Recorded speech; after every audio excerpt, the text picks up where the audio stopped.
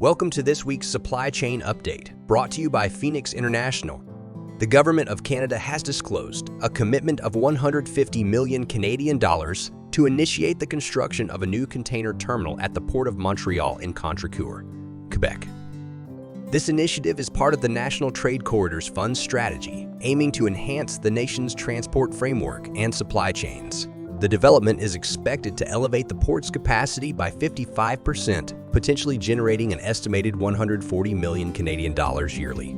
Israeli ports, especially the Ashdod and Haifa terminals, are witnessing increased backlogs of ships due to ongoing events in the region. The Ashkelon port has been temporarily closed, while the Ashdod port continues operations with certain restrictions.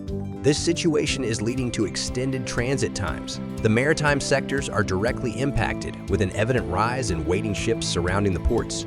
There are concerns that any escalation could significantly affect shipping routes. West Coast ports are observing a positive trend. Data reveals that their share of U.S. imports from Asia is rising, particularly after resolving labor issues that persisted for over a year. The agreement reached with the International Longshore and Warehouse Union in August has resulted in increased trust among global trading partners.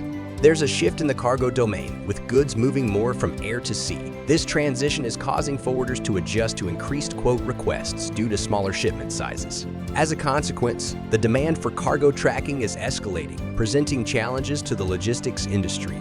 The Rhine River, originating from the Swiss Alps, has recently seen a spike in shipping fuel costs. This increase is due to declining water levels, which restrict the carrying capacity of barges. Reports indicate that the water levels at the Kobe section, near Frankfurt, have dropped significantly, impacting transportation costs across several sectors. In September, the Intermodal Association of North America reported a 1.8% decrease in intermodal volumes.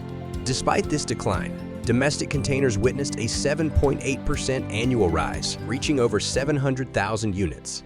Concurrently, trailers experienced a 21.9% reduction. Broader market conditions are challenging, but the latter half of 2023 indicates potential improvements.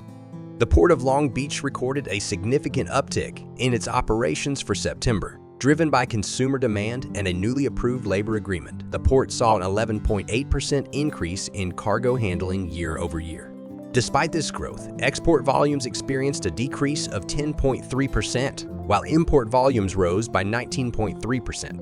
Recently, ship charter rates have been climbing, especially during the peak shipping season.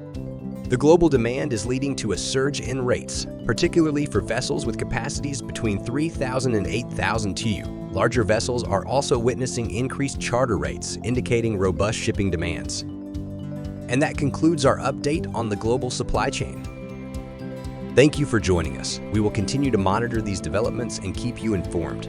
You can follow us on LinkedIn and YouTube for more supply chain related updates.